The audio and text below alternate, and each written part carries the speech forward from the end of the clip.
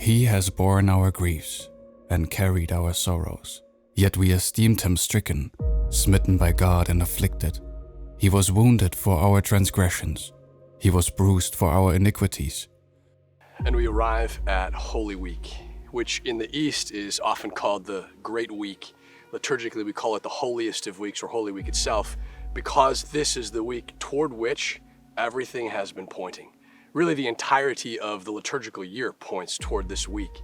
It may sound funny, but it's actually important during Holy Week for us to think back to Christmas and to really get the full frame of God's work in taking up flesh and eventually mounting the cross to conquer death. He came in the flesh on what we often call a divine mission for rescue, that he came to rescue us because we could not save ourselves. When you go back through so much of the Old Testament, the Psalms as well as the prophets, when Israel, who, as we visited earlier in the video series, is often spoken of as a bride or as a woman, when Israel found herself lost in the wilderness or trapped or stuck under the weight of her own sin, typically the Lord would allow her to reach her limit, to reach the place where she finally, in her poverty, had to recognize her inability to lift herself up, which the Lord so often does for us as well, huh? He lets us come to extreme limits that seem like it's way too far into suffering or way too far into this silence of God that we've pondered already. And at that point of reaching a limit of wondering whether God is good, whether he exists, whether he'll come and save us, that's when we cry out. And in the outcry, we cry out with all of the church, but also all of Israel. Israel who begged the Lord for rescue, to be saved, who awaited the Messiah with this aching longing. The longing of a woman, the bride, Israel, who discovered an incompleteness in herself. Discovery that each of us has to make over and over again. That we're just incomplete left to ourselves. That something aches within us that can't be satisfied by any material good and even another human person. We were made for God. And the outcry of the heart in all of our pursuits, all of our meanderings about this world, so very often beneath every ache and every longing and every passion, is ultimately the desire to be completed by another. Ultimately the desire for communion, the outcry for God.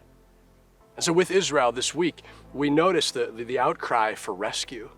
And pondering the Lord's choice to take up flesh, we there discover that the way he chose to answer that prayer, that outcry for centuries, was Jesus Christ, was to send his own son. And the divine rescue mission is a taking up of flesh so he could be in our midst. And so that walking the pathways of this earth and experiencing everything we experience save sin, he was able to reach into it and redeem it. He was able to empty out all of the suffering, all of the rejection, all of the torture, all of the sorrow, all of the death. He emptied out everything of its darkness to save us from the weight of sin. See, the divine rescue mission was to take up flesh and to shoulder a burden with the cross, the burden of sin, one that we couldn't carry, a yoke that we couldn't break ourselves. In the fullness of time, God, looking upon us, in love with us, was moved mercifully to alleviate the misery that was crushing us. And so Christ represents the face, the heart, the visible manifestation of the mercy of the Father, who says, enough is enough.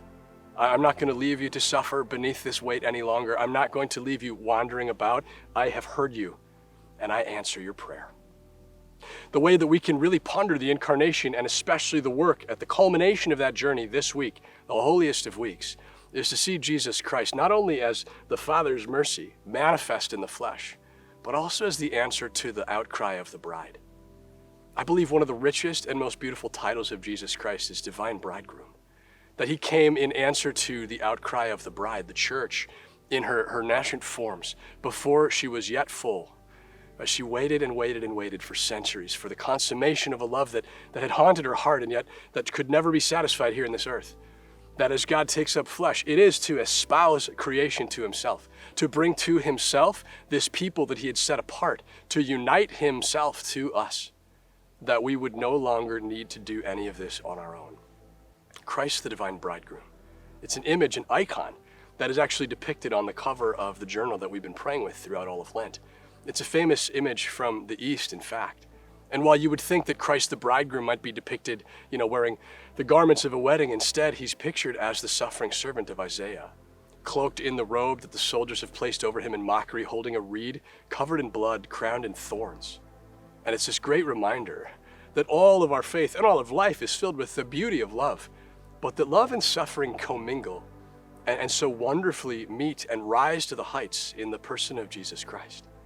That he took the weight of the cross and he suffered for us in love. And love lays down its life for the beloved. If any man would come after me, let him deny himself and take up his cross daily and follow me. When we dream of love when we're young, it's often filled with these romantic ideals and these images that we hope will be someday fulfilled in this perfect idea of love consummate. But as we discover as we grow the cost of love, we discover as well that we must suffer for the one that we love.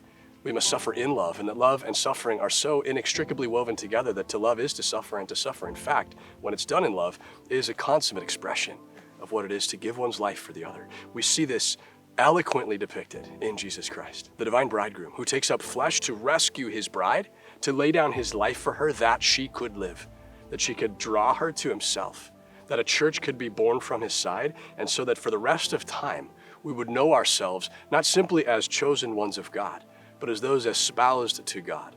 That in the new covenant grace that breaks forth because of what happens this week, for the rest of time, love is opened to us. We are drawn up beyond our limits. No longer must we search the pathways of this earth for something to satisfy the ache of the heart. Now, we turn to God. And in God, we discover the fulfillment of all our desires, even in the midst of so much toil. Because this is the story of the pilgrimage of life. Through the valley of tears, through the darkness of suffering, through the agony of death, toward that which he has achieved for us and into which he's gone first, conquering death to bring us life. So this week, a real invitation, this holiest of weeks, to make space to pray with the movements of the Paschal Mystery. That we have for weeks now been pondering Holy Thursday and suffering, Good Friday and torture and death, Holy Saturday and laying in the tomb in the silence of God. If you can, make space to attend the services at your local parish, starting on Thursday, but through Friday, through Saturday into the Easter Vigil. That Easter Sunday would be an experience of having immersed yourself, even woven your own story with the story of God as he chooses to take all of creation to himself in espousal, in love, for the sake of salvation. This holiest of weeks, indeed, when we move with the church and breathe with the liturgy, it actually does change everything. Reorienting the pathways of our hearts and our lives to this great horizon that has been opened for us, that was previously closed. And we can hear again and again and again that great hymn, "O death, where is your victory? O death, where is your sting?"